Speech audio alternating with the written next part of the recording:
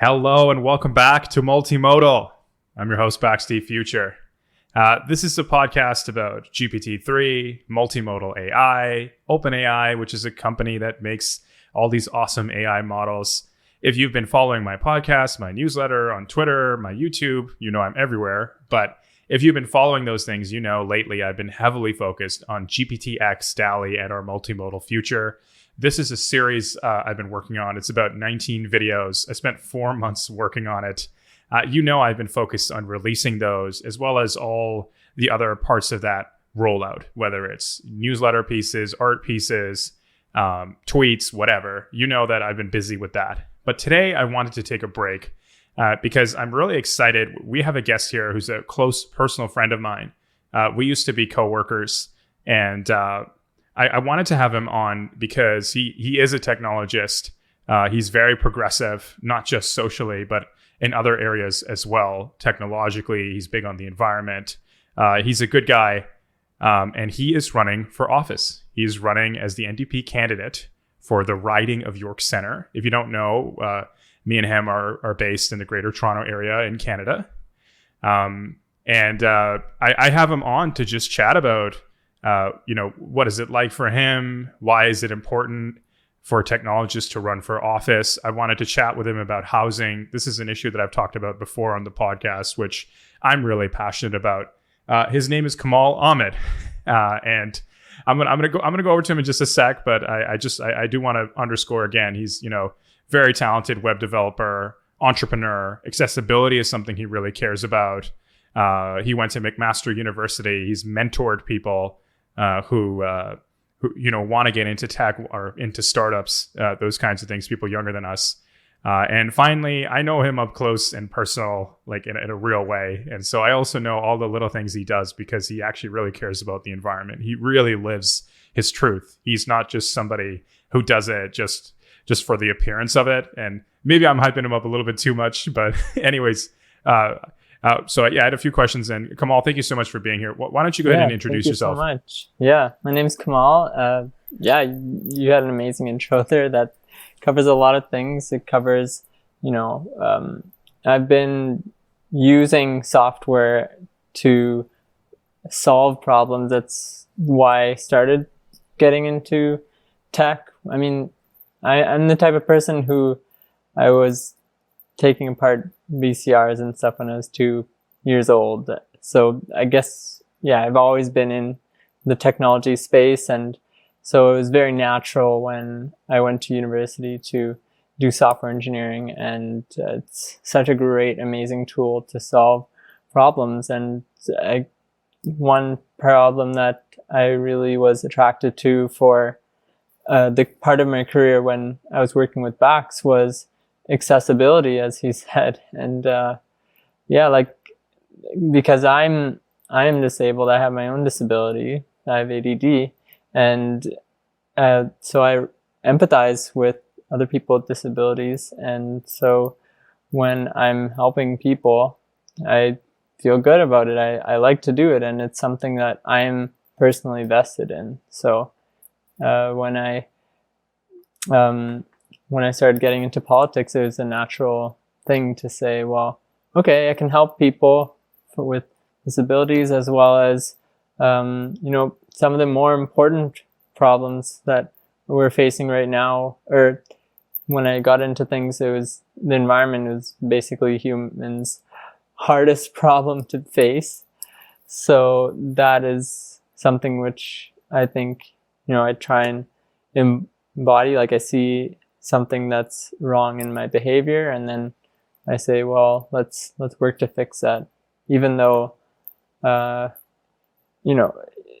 personal impact is not going to be as much as if we try and fix corporate impacts. But anyways, that's why politics was really a natural thing. And when the opportunity arose in January, I put my name in the pot because this is a really challenging time in the world that we're dealing with COVID-19, and the economy is exploding, and housing prices are getting very, very high. Rent is going up, and you and I, like, we're living this because we're millennials. We have yet to start a family, and we're just we're just watching as our futures are slowly becoming less feasible. The Canadian dream, I guess you could say, is becoming less reachable. Yes. And so, it's obviously, very brave. I want to commend you for stepping up to try and improve the world using the existing systems that we have. You mentioned this idea of the Canadian dream. I am a little bit skeptical about that idea, but, in some ways we do romanticize the past, but like, I mean, I have some experiences to share as well, if we're talking about this notion of a Canadian dream, but why don't you share with some of the people, what is it like right now for people who are really struggling, right? Like, how bad are things really? And by the way, a lot of the audience is not Canadian. So like, we will like describe it in a Canadian context, the things that we're going through, which is probably different from what they might be going through where they're based. Yeah, I think, and it is largely because of urban centers and the fact that they are, people have just seen that real estate in urban centers can be used so much as an investment that and the fact that we want to, we want to expand our families, we want to have people coming in, and so that there has been increasing demand, and also shifting demand. So although I would say that it affects you and I a lot here in Toronto, as it is an urban center, it's also actually affecting cities across the nation, because people, I mean, they tend to stay within Canada usually when they're moving out, because they like Canada and they can retain their jobs. And now that things are going remote, you can still live in the country and keep your old jobs. And unfortunately, that's causing rural real estate to go up as well. So if you are on disability and you needed to go to a rural space because that's the only place you can afford, that now you're kind of in trouble, because if you didn't own the place, then your rent's probably going to go up, because you're now competing with people who used to work and live in Toronto or Vancouver and are now moving out to have larger plots, enjoying more green space, and just spreading out, now that we have the luxury to do that. But that still isn't even enough to handle this very, very large demand and this incredible spike of prices. Yeah, investment plays a role. I think there is something about age demographics as well. For whatever reason, housing has become a nest egg for people who are baby boomers, right? Like, it is their retirement plan, right? And housing, in my view, should be someplace you live, right? Like, it shouldn't be a category like the stock market or something, right? Like a house should not be like shares in Google. I mean, I also find it really interesting, just the returns on housing, right? Like, it's disproportional. Like, what was the point of having a job if you could have just owned a home in the GTA, the Greater Toronto Area? And it's gone up regularly, like $50K a year for the past 20 years, right? Like, it's almost, you're disincentivized to work and contribute meaningfully to the economy. You might as well just own real estate. And what is somebody who owns a home really contributing to society, right? Like you and I, we work in web development. We create real web platforms. I can't obviously. We're both under contract, but we contribute to some very large public sector clients, right? And these are helping everyday people interact with the government and get services, right? Why is that not priced at a some kind of crazy growth every year reliably for the past 20 years. Same with nurses, right? Same with firefighters, same with teachers. There's certain segments of society which are being economically incentivized. And maybe part of it is just scarcity, right? But I don't know, programmers are also pretty scarce. Yeah, right? And it's not to say that there's no need for those other things. Like those are essential services. Yeah. And yeah, I mean, housing is definitely an essential service. But yeah, we like to think of it as something which is for families, that people, you build your little nest and you grow it to fit your needs, but it's now become like an asset that is like a tradable asset that you just need to have in order to keep up with what's probably going to not only affect, well, not probably, it's definitely going to affect the inflation of all sorts of prices. So food prices have gone up to keep up with that, as well as even dev prices have gone up in the past few years because of housing prices going up. You know, if you have more expensive real estate, then things become more expensive to do. So yeah. Employers have to pay more. In many ways, it's like Silicon Valley, right? Like you have to pay somebody $150K a year plus just so they can rent a place. And even then, they're still like very poor, right? Like they simply cannot afford to ever have a place of their own and rid themselves of very high rent fees.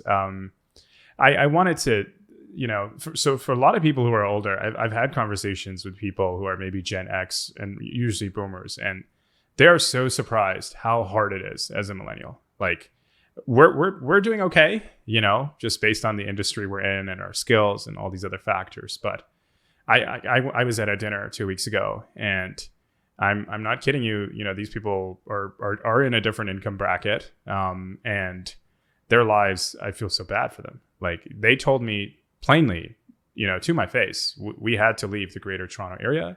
We're moving up north. What used to be cottage country is where we have to set up our lives, right? And we had to say goodbye in many ways to our parents, our grandparents, the neighborhoods we grew up in. We would rather be closer to Toronto because we want to give opportunity to our kids or grandkids when they get older, that they can always, maybe get like a tech job or something.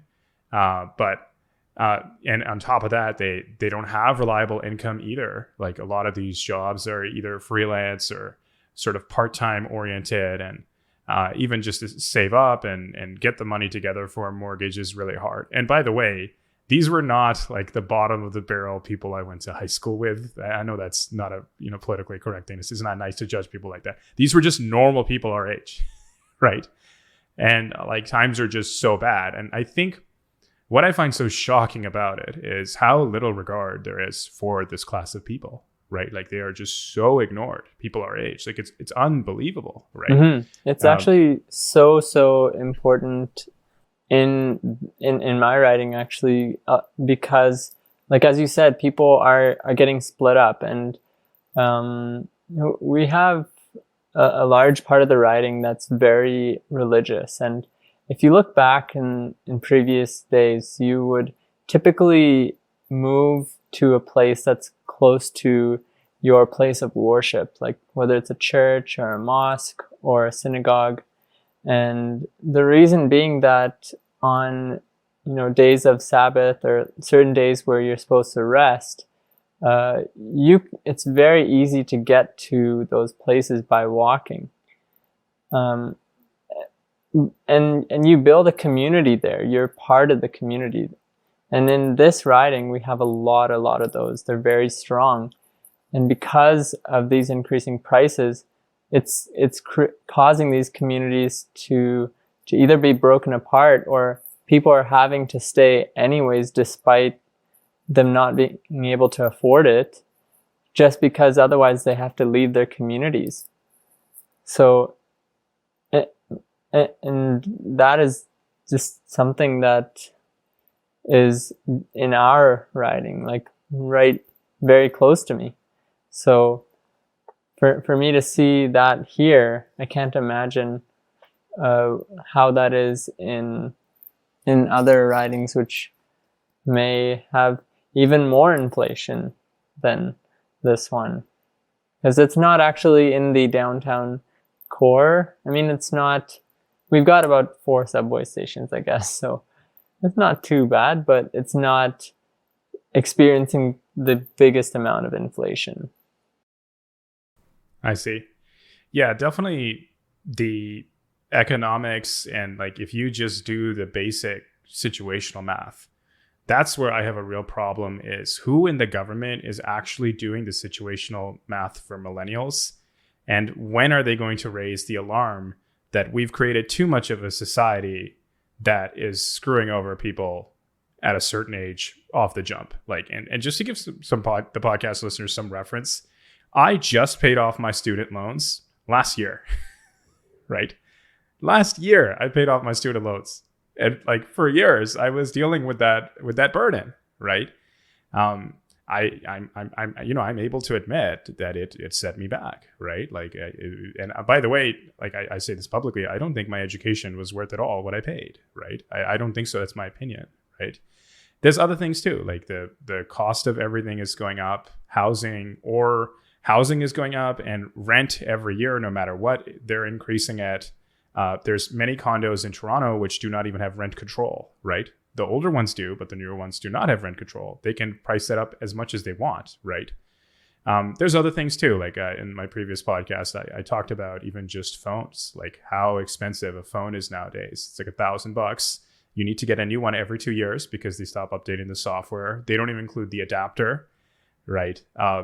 These are things that, that a younger generation cries about, that is quite unfair, that is affecting their ability to be economically sustainable, even in a little bit, that the government just ignores, right? I think when I'm in that podcast, the most radical thing I said was, the government of Canada protects all minorities except young people, right? There's something about it where there's no such thing as Social Security for young people.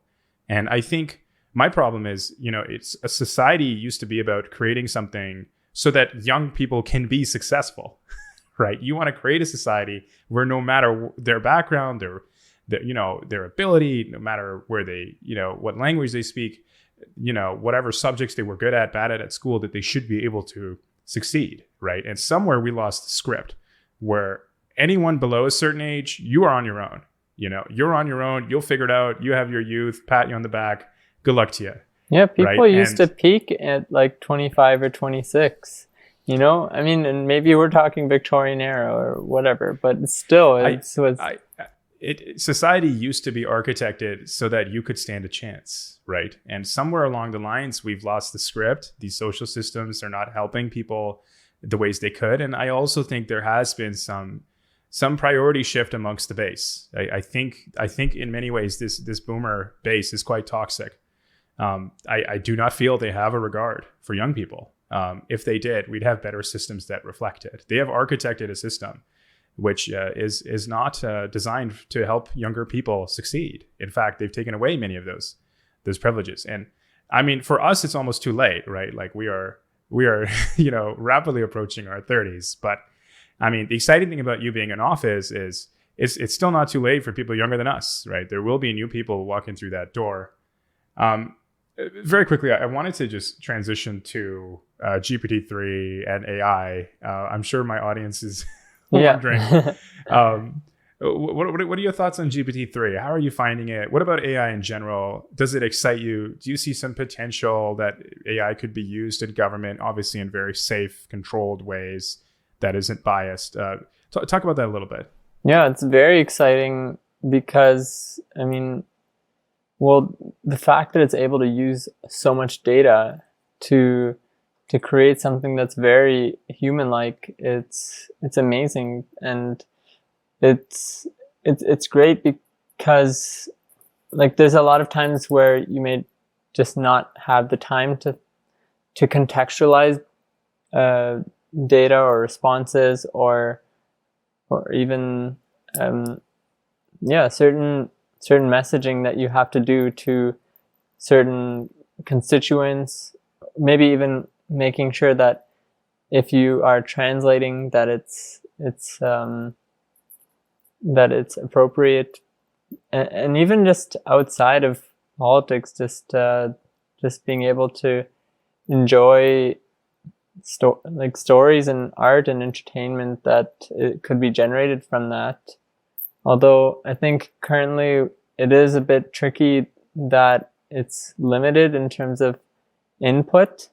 So like you can't just feed it a full like a bill or something and get it to read the bill and say, hey, well, what do you make of this? And then no, because I guess the purpose is that you have to follow the constraints that you're given, and that's why it works. Is when you add constraints, then it gives you flexibility in other areas. So I understand, and maybe I'm also wrong in that the versions of GPT-3 that I've used do have these limitations, and maybe there are ones that are coming out soon that aren't as limited. So but yeah, I mean there's so many ways which politicians themselves could potentially use it, and even actually, you know, maybe there could be aspects of it where, and I haven't talked to you about this before because we've been talking about other things. And I mean, maybe it's just time to replace politicians. Like, no, I mean, so let's look at the job of a politician, and it's a couple things. It's listening to local people, local issues, as well as local experts, and aggregating it like across various channels. You aggregate information and figuring out what needs to be represented. And I'm not thinking about following party platforms here. I'm just speaking hypotheticals that, you know, because politicians love to put their own interests in front of others. That's just how they love to act. And like they'll come up with things like, hey, you know, I've a house, I have many houses, maybe even. I want to help so let's say we'll help investors and we'll help landlords, and that way I'll indirectly be helped, or my family will be helped. Even though no one's asking for that, they want to help. We want to help families. We want to help young people be able to afford their first homes. And I think that if you had AI like taking this data, aggregating it, they'd probably come up with some actual policies that, I don't know, I mean, would be potentially better than the ones that people are suggesting. I mean, that's super exciting. I agree with you. Like, if you look at the role at a really simplified level, like it is summarizing information, not having your own interests, not being corrupt, synthesizing it, and then generating content called a bill that makes everybody happy. Yeah. I mean, look, the biases are a real problem though, right? Like, I think and I'm sure you and I were very similar. We would have different definitions of what is an unbiased AI, right? Like what would I consider biased, unbiased? What would you say? When is it fair? When is it not fair? And I mean, part of the other thing is just the adoption within the governments themselves, right? I think governments exist to maintain their existing order, right? I think it takes a certain open-mindedness for any government to implement this in any capacity, certainly any meaningful one. Oh, actually, I was not thinking that. I was thinking actually use the biases, but it's not like, I think that bias actually is important in this case. And what I mean is that like the whole reason why you have local representatives in Canada, we have very, very localized representatives. It's like not like statewide. I'm not sure how it works exactly in the States, but we have people like you represent the needs of your specific area, and like my area is about 70,000 people, 70,000 voters, I think 100,000 people, for example. And so I think that biases actually can be okay as long as you're weighting all the biases equally. And so if you had a way for people to complain, and actually as a candidate, I'm getting emails every day of people saying, hey, let's talk about this. What do you think about that? And so if you were to aggregate all these asks and then aggregate various solutions, yes, it would be biased, especially because people usually only voice things when they're unhappy. They don't really voice it when they're happy. So yeah, you'll get some bias, but I was actually saying that it would replace a candidate, or you'd have a person who is loyal to the AI.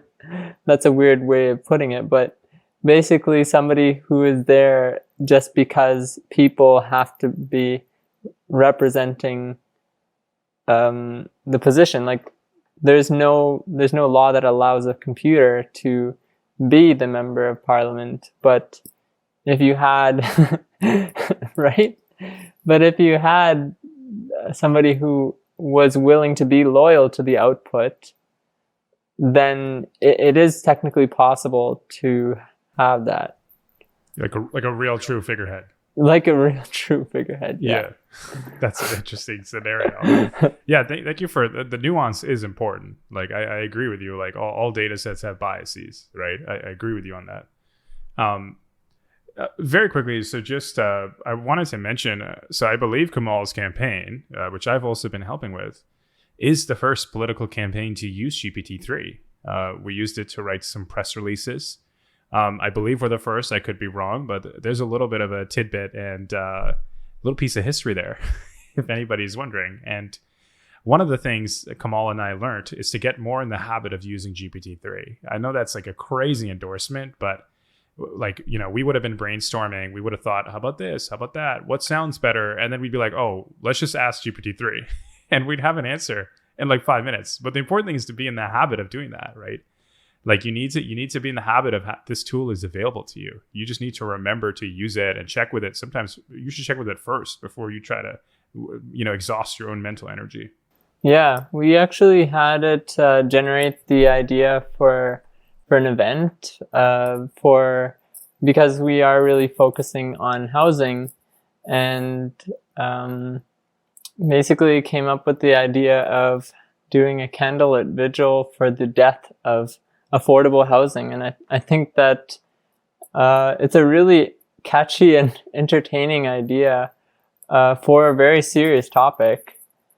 And but what was interesting about this event is that GPT-3 can't factor in the fact that if you do start planning these too late, sometimes nobody will show up. And so it's a really funny story because nobody really knew about it, and maybe it's actually GPT-3's fault, and it just sounded catchy to us, and to people they weren't able to resonate with it.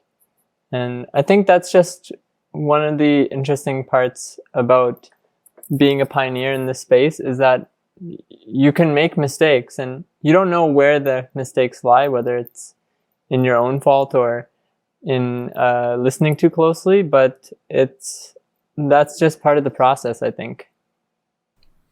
Yeah, like certainly when you're the first to do anything, you're going to take some bullets, and it's simply because nobody has ever done it before. You're finding the path. You're finding what works. But I will say this. I mean, the idea of GPT-3 and AI is, it comes up with the concept. It may write it for you. But now we are liberated. We're not doing that anymore. We're liberated to do other things, right? Like promoting the event, telling our friends about it, right? Like since that workload, part of that workload is done, we should be using that time productively for the actual goals we have, right? Like the actual goals like number of people showing up, right? like, those kinds of things. But, in real life, everything is complex, right? I'm not sure, like AI or otherwise, everything is complex, right? It's execution. GPT-3 is not executing. GPT-3 does not have a Rolodex of volunteers it can get to show up. It doesn't know any unions that it could just call and be like, hey, I need you to come to this event. So just approaching the end here. So I wanted to ask you, I view you as a technology leader. When we think of politics and leadership, we don't often think about technology. But the world is changing, right? People look to Mark Zuckerberg. People look to Sundar Pichai, Tim Cook, and we do see them as leaders. And what I'm noticing is, even on top of that, is often whatever they decide first, all the other kinds of businesses follow. So with COVID, it was the Silicon Valley companies first who said everyone's going to work from home. And they did it roughly a month before true lockdowns started happening.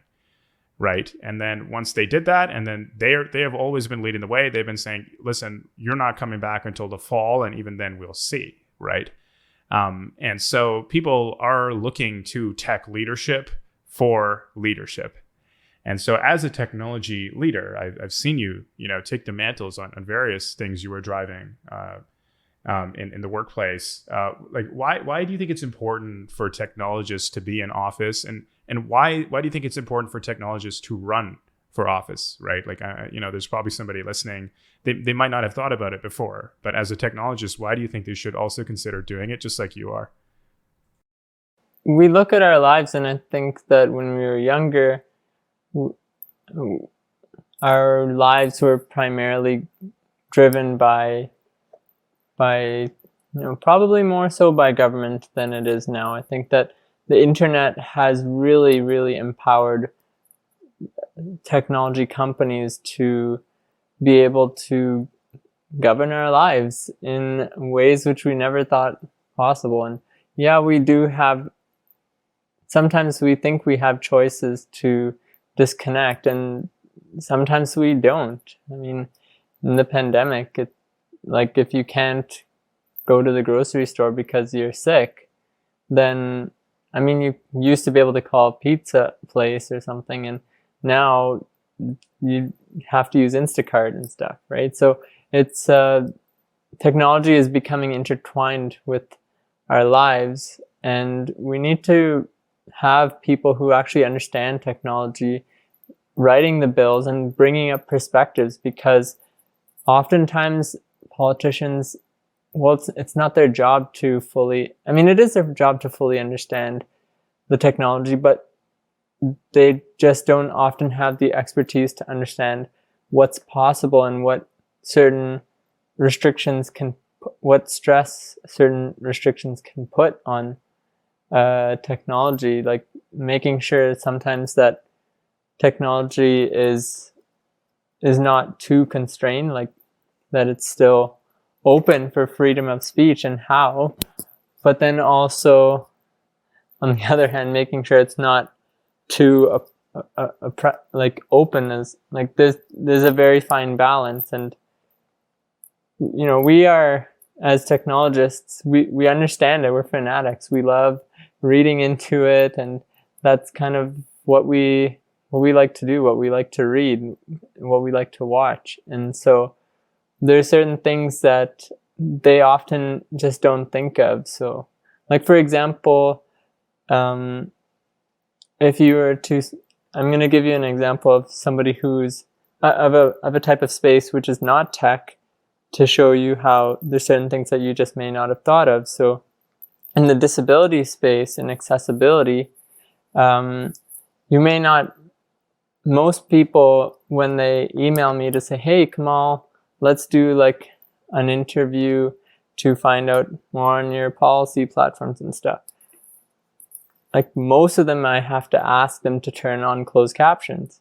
And it's such a small little thing, and it doesn't affect, it doesn't affect most of the people that they're interviewing, but it's still a very important thing to be wary of and turn on for, because you don't always want to ask. It's something that affects everybody. And so somebody who is in the space of accessibility and disability, that's something which they would pick up on. And it's something really small. And it's the same sort of thing with technology lovers and advocates like us. And we see something and we say, well, why would you solve the problem like that when you can just use the simple technology that's already out there and, avoid lengthy systems that don't use technology? So there is something about that engineer mindset, the problem-solving ethos, the meritocratic approach that is often found in coding organizations, and there's also something just about the competence and elegance of the solution that engineers take pride in, that government could really benefit from. Oh yeah, absolutely, and not to mention the knowledge, just the domain knowledge itself is also valuable. Very important for specific technology regulations. Awesome. So I wanted to ask you, was there anything else you wanted to share? Not that I can think of at the top of my head, actually. But yeah, like I guess I think that it has been a really interesting journey. Like I have used technology quite extensively for this, not only for events. I built my own website because the ones which we were given were really not sufficient, and even something as simple as using online resources to help with things, like using volunteer job boards. Those are things that you can do. You write once and you apply to, you put applications on many places. It's been very, very helpful to have a technology background for this particular campaign.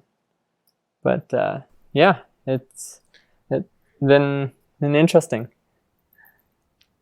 Awesome, Kemal. So yeah, this is a great discussion. We covered technology, AI, housing, what it's like being a millennial, Canadian society. This is great. And also I know you personally, so it's a fun experience for me as well to bring a close friend on and sort of pick their brain. Maybe I should have you back in the future and just get more information out of you about stuff you're up to. If you don't know, Kemal is like a really interesting person. Like if you get to know him even in real life and stuff, like, he's truly a progressive. And I one thing that, I hope that you guys have picked up is he's quite an independent thinker, right? Like when he explained to me his rationale for getting into this race in the first place, it's because he sees a path that he can truly make a difference. And so if there's anyone who can see the path, execute that too in a refreshing, unconventional way, I truly believe it's him. So Kemal, did you have anything you wanted to plug? Is there anything people can do to support you? Like I mentioned, a fair amount of our listeners are Canadian. Obviously, many are from all over the world. So based on that, like, what can people within Canada, maybe within your riding, do? What can people within Canada do? What can people outside of Canada do just to support you and connect with you? So inside Canada, I guess you could go to kemalahmed.ca/volunteer and help out with our online phone banks, if that's something which you wanted to help out with, or if you just wanted to contact me and pick my brain. But I think that this is the way that I see this is that it's more than just me that I'm trying to do this in this campaign. And so if you are outside of the country, there's still ways that you can create change in a technologically and political way. And that is to make sure that, if we all have opinions, and we need to make sure that we're there for politicians who are not technologically savvy, and most of them are not. And so wherever you are, like, reach out to the politicians who want to be there and listen, and just make sure you're heard, because otherwise it's very unlikely that, I mean, without that, we're not going to have politicians who are representing our opinion as technologically savvy people. That's great. Kemal's too nice and altruistic. I will go ahead and say, if you're in the York Centre riding, vote for Kemal. He's the NDP representative.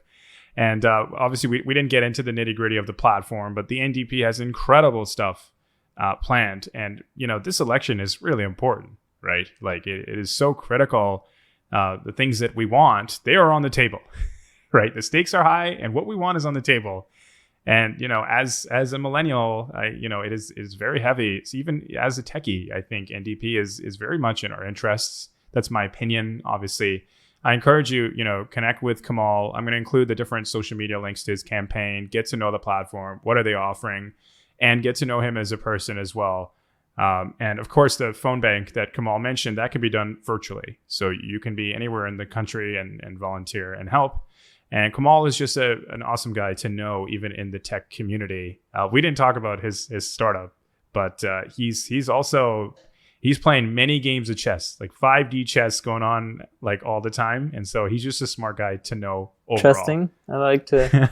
You like to mix it up. Yeah, I've got my hands in many baskets. Yeah. So anyways, thank you, Kemal, for being here. Multimodal by Backsteve Future is available pretty much everywhere. Google Podcasts, Apple Podcasts, Stitcher.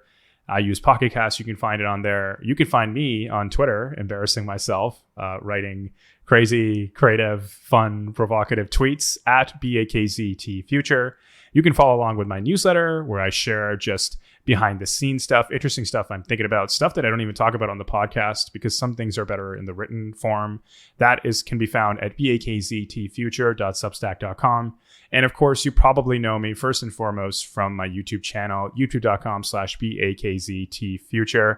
Thank you so much for listening. I hope you have a great day, night, evening, morning, wherever you are. If you're in your house, in your car, driving, road trip, driving to work, whatever, wherever you are in the universe, multiverse, I hope it's awesome. Thank you so much for listening. Have a good one. Bye.